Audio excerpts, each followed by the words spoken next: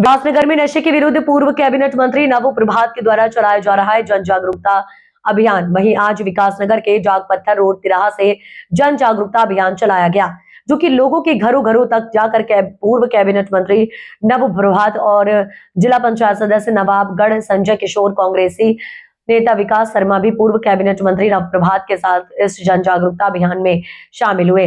वहीं उनके साथ कई कांग्रेस जन जागरूकता अभियान में नशे के विरुद्ध नशा छोड़ो भारत जोड़ो के नारे के साथ लोगों से नशे की लत को छोड़ने की अपील कर रहे हैं।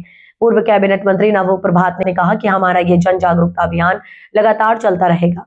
देखिए, ये हमारे पूर्व कैबिनेट मंत्री नव प्रभात जी ने इस आंदोलन को छेड़ा है। उनका मकसद है कि जो इस क्षेत्र में नशे से घर के घर बर्बाद हो रहे हैं, युवा बर्बाद हो रहे हैं, उनको बचाने के लिए जन जागरूकता इस क्षेत्र में हो कि हम नशे को, सरकार और पुलिस तो इसे रोकने के लिए है कि आम जन भी इसे रोकने के लिए आगे बढ़े, और अगर उसके क्षेत्र में कहीं नशा बिक रहा है, नशा कोई कर रहा है, तो उसे रोकने के लिए वो सभी लोग एकत्र होकर उसको रोकने का काम करेंगे। तो इस आंदोलन का मकसद यही है कि हम अपने पूरे क्षेत्र को एक स्वच्छ वातावरण यहाँ पर बनाएं, यहाँ पे शिक्षा का वातावरण बनाएं, यहाँ स्वास्थ्य का वातावरण बनाएं, लेकिन नशे के वातावरण को हमें ख़त्म करना है।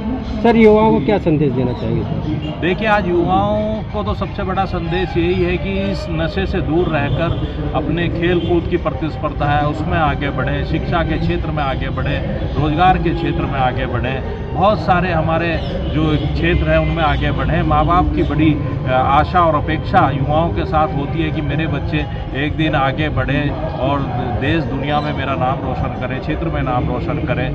पर बहुत सारे लोग नहीं कर पाते, लेकिन वो इतना तो करें कि अपने एक स्वस्थ समाज देने का काम आज उसकी जिम्मेदारी युवाओं के ऊपर सबसे ज़्यादा होती है। और इस नशे से बचने के लिए युवाओं को हमेशा आगे बढ़कर अपना संगठन या अपनी ताकत दिखानी चाहिए। सर, नशे के खिलाफ ये है कि पूरे पछुआ जोन में नशा चल रहा है, हत्याएं हो रही है, लूटमार हो रही है, सरकार इसमें पहल है, क्या करेगी? देखिए, नशे के कारण ही हम आपस में लड़ते हैं, और फिर जब नशा हो जाता है तो हमें होश नहीं रहता कि हम किसके साथ क्या व्यवहार कर रहे हैं, और आपस में हम दोस्त बैठ के ही नशा करते हैं और आपस में ही फिर हमारी बात होती है और हत्याएं जैसे जघन्य अपराध हमारे सामने आते हैं।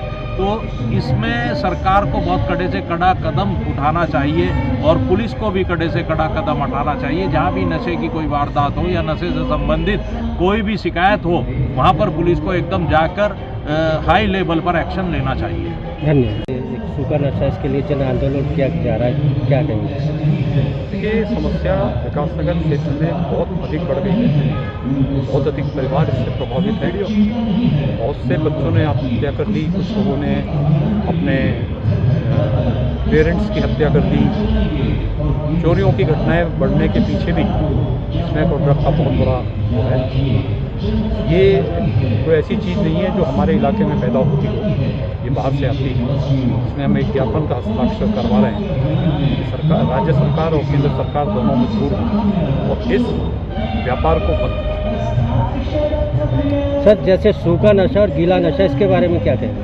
देखिए, सूखा नशा जो है ये केमिकल का है, और हम जब भी कोई केमिकल अपनी बॉडी में इंसर्ट करते हैं हम फ़ौरन एडिक्ट हो जाते हैं, और इसके ऊपर सरकार का कोई नियंत्रण नहीं। बाकी जो दूसरे नशे हैं वो सरकार के नियंत्रण में है। सरकार उनको जब चाहे कम, ज़्यादा या बंद कर सकती है। पर ये वाला नशा जो है ये एक तरीके से आपराधिक लोगों के हाथ में। सर, पुलिस इसमें नाकाम है, इसका क्या कारण है? पुलिस नाकाम होने का कारण ये है कि सरकार ने उनको ऐसा निर्देश ही नहीं दिया।